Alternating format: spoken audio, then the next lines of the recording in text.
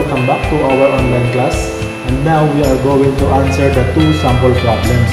So, determine the forward speed, yung velocity, of the two-wheel tractor in kilometer per hour if the specifications of the transmission devices are as given below. So, we have first reduction, second reduction, third reduction, tsaka yung traction wheels. First, we have to draw the transmission system diagram. So, tulad nung sa presentation, kailangan nating i-draw yung engine, yung pulley ng V-belt, then connected siya sa chain drive, then another chain drive,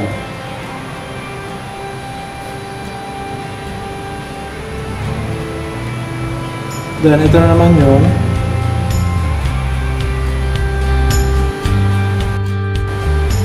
traction wheel. So, kailangan nating sauluhin itong diagram na ito. From the engine, syempre iikot yung engine, iikot yung shafting nito, iikot din yung pulley. So, meron ditong N1 o yung speed ng 1 pulley or yung pulley 1, then diameter 1 o yung diameter ng pulley, then dito naman yung N2, yung speed nito, N2, then diameter nito. Bale, ito yung magiging 1, ito yung 2, ito yung 3, ito yung 4, ito yung 5, ito yung 6, then ito yung 7. Yung pang-pito natin, yun na yung ground wheel. Pero pag sinabi nating reduction, sa first reduction niya, ito yung tinutukoy na first reduction, then second reduction, then third reduction, then yung traction wheel. Kasi dun sa table, kung mapapansin nyo, dun sa problem solving sa presentation, meron siyang mga first reduction, second reduction, third reduction, tsaka yung traction wheel. So ito yon, first, second, third, tsaka yung traction wheel. Then, sulat na natin yung given. So, sa first reduction, ito, we have N1 is 3,000 revolution per minute. Then, yung diameter 1 is 10 centimeters. Then sa speed naman nitong pulley 2, kasi ito V-belt, ito naman yung V-pulley. So yung speed ng V2 or N2 ay unknown. Then yung diameter 2 ay 30 centimeters. 30 centimeters. Then ito naman yung N3 tsaka yung T3. So, ibig sabihin yung T, tip. Kung ilang tip yung sprocket na ito. Kasi itong second and third reduction composed of chain and sprocket na transmission system. So, ito naman yung N4 tsaka yung T4. Then, N5, ito, speed ng sprocket 5, then number tip ng sprocket 5. Then, ito naman, ito natin ilagay, N6, then T6, speed ng 6, then number of tip ng 6th sprocket. Then, ito, since ito yung ground wheel, meron siyang diameter. So, D7, tsaka yung N7. Kung ilang beses umiikot yung ground wheel. Then, we have to find the final velocity in kilometer per hour.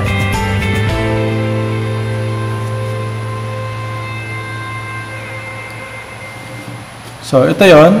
Ito yung transmission system natin. So, from engine, ila-transmit niya yung power to V pulleys, tsaka V-belts. Then dito naman, itatransmit niya yung power sa pamamagitan ng chain drive. Ito, chain drive, then itatransmit niya yung power papuntang gulong. So, isa-isahin natin ano. So, yung una natin kukunin ay yung speed ng second pulley. So, meron po tayong formula na N1 D1 is equal to into D2.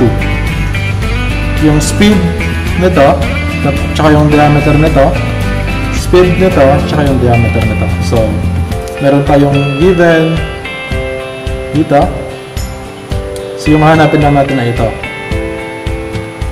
So, we have N1 at 3,000 RPM times D1 na 10 is equal to into times yung D2 na 30. So, 3,000 times 10 over 30 is equal to 1,000 RPM. So, ilagay na natin dito, 1,000 RPM. Then, is equal to 1,000 RPM. Then, kompleto na. We have to find the value of N3. Take note nyo lang ha. Kasi, limited tayo sa space. Kaya, buburuhin ko na agad. Ano sa tingin nyo yung value ng N3? So, yung speed nito ay equal siya sa speed nito. Dahil connected siya ng shafting na to. So, yung lahat nito, yung speed nito, same sa speed nito. Yung speed nito, same sa speed nito. Yung speed nito, same sa speed nito. Yun yung tatandaan nyo na. Dahil isang line lang yan, connected siya ng shafting, parehas yung speed niyan. So, meron tayong 1,000 RPM din dito.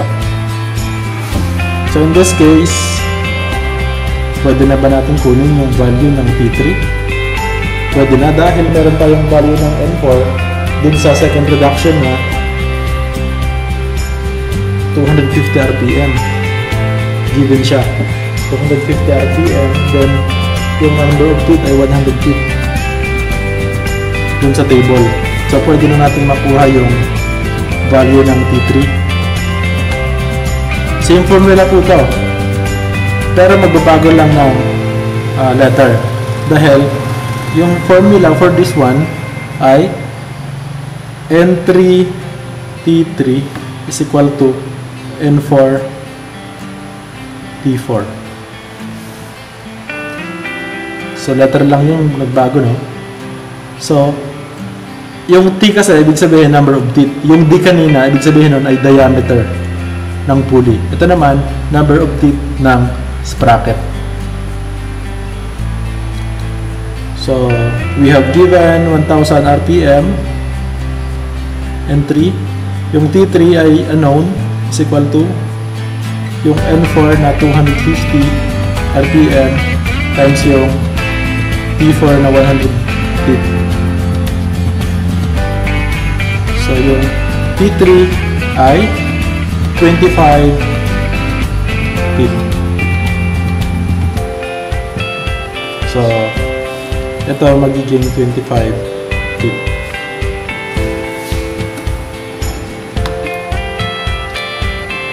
Then, na-raise natin to. So, from table, given ba yung T5? Given. So, 33 feet siya. T5 is 33 feet. Yung N5, tulad ng sinabi ko kanina, yung speed nitong N4 ay magiging speed din ng N5. So, we have 250 RPM. Then yung N6, given from table, na 75 RPM. Yung T6 naman, yun yung unknown, yung mga hanapin natin. Same formula po tayo na N5 T5 is equal to N6 T6. So we have given N5 na 250 times T5 na 33 feet is equal to N6 na 75 RPM times P6. We calculated 110 teeth. So, ito ay 110 teeth. So, N7 ngayon is equal to N6. So, 75 RPM. Then, yung D7, given siya from table ng 50 centimeters. Then, pwede na natin ma-compute yung velocity. So, yung velocity ng wheel, velocity is equal to pi d. Pi d is the circumference of the wheel times number of revolution ng gulong. So, ito yung N7. So, nakuha na natin yung N7, ano? So, is equal to pi times diameter na 50 centimeters or 0.5 meter times N7 na 75 revolutions per minute. Convert natin 60 minutes per hour. So, cancel. So, ito, convert pa natin into kilometers. We have 1,000 meter per kilometer. Meter cancel. Yung matitira ay kilometer per hour. We computed 7.07 kilometers per hour. Yun na ngayon yung velocity ng tractor. 7.07 kilometers per hour.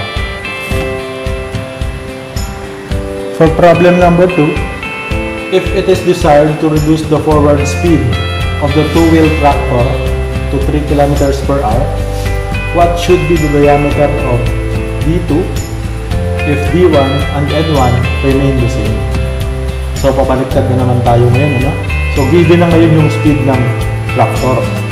So, magsisimula na naman tayo dun sa gulong, pabalik dun sa engine. So, first we have to draw the diagram. So, ito yung engine. Then, ito yung pulleys, transmission. Ito yung chain drive, dalawang chain drive. Tapos ito yung wheel. Dito na lang natin ilagay para hindi masyadong masigap dito. So, given ngayon yung speed or yung velocity na 3 kilometers per hour. N1, D1, N2, D2, N3, T3, N4, T4, N5, T5, N6, T6, tsaka yung N7, diameter 7 or yung diameter ng wheel. Given yung velocity, given yung diameter ng wheel na 50 centimeters, D7 50 centimeters or 0.5 meter, N7 ay unknown, T5 given 33 feet, N5 unknown, N6 unknown, T6 given 110 feet, N4 unknown, T4 100 feet, D2 unknown, N2 unknown, D1 10 centimeters, N1 3,000 RPM. So, ito yung engine. So, yung tirada natin ngayon, pabalik. Mula dito, papunta doon, papunta doon.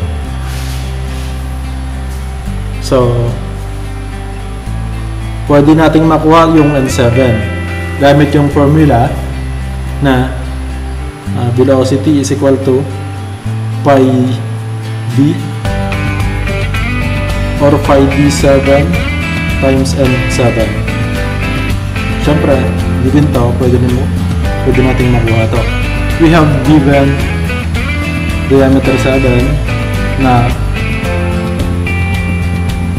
50 centimeters or 0.5 meter.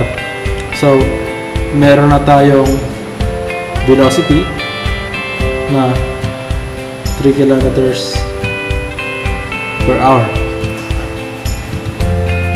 So we have formula V is equal to pi d7 n7. So 3 kilometers per hour or 3,000 meters per hour is equal to pi times yung diameter 7 na 0.5 meter. So kinonvert natin agad dyan para makancel agad yung meter. Then itong hour i-convert ulit natin. So we have 1 hour 60 minutes. So cancel yung hour, cancel yung meter. Ito yung N7. So N7 is equal to yung matitira ay ito, tsaka we have revolutions per minute. We calculated 31.8 revolutions per minute. So ilagay natin dito sa likod 31.8 revolutions per minute. So kung nakuha natin yan, pwede natin makuha yung N6. Same siya dahil isa lang yung shafting. So 31.8 RPM. Then ito pwede na natin makompute dahil meron tayong given. So we have N5, yung T5 na 33 feet is equal to N66. N6 na 31.8 times 110 feet. So N5 is equal to 106 revolutions per minute. So 106 RPM. Then yung N4 ganoon din, 106 RPM. Then pag ganito, hindi natin pwedeng makuha. Tingnan natin dun sa table. T3, given pala yung T3 na 25 feet. So pwede natin makuha yung N3. N3 times T3 na 25 feet is equal to N4 times T4. N4 na 106 times T4 na 100 feet. So we have 424 RPM. N3 is equal to 424 RPM. 424. Then isulat nyo natin ito. 424. Then pwede na natin makuha yung hinahanap. Kasi yung pinaka-hinahanap, what should be the diameter of D2 if D1 and N1 remain the same? So pwede natin makuha yung value ng D2. Ito naman, dito naman tayo titingin. So N1 na 3,000 times D1 na 10 is equal to N2 na 424 times D2. So D2 is equal to 70.7 centimeters. This is the final answer. So baka malito yung iba sa inyo na baka yung ito times nila ay N2, N3. Hindi ito pwedeng i-times. Yung formula na N1 D1 is equal to N2 D2, applicable lang siya sa isang transmission. Isang formula yung pwedeng ma-apply dito, isang formula yung pwedeng ma-apply dito, ganoon din dito. Pero yung dito, huwag yung ipagsama itong dalawa. Kasi magmamali yung sagot nyo kapag ganun. And yung mga sagot dito, ilipat nyo lang dun sa table. So yung assignment nyo, ay i-upload ko na lang sa Moodle.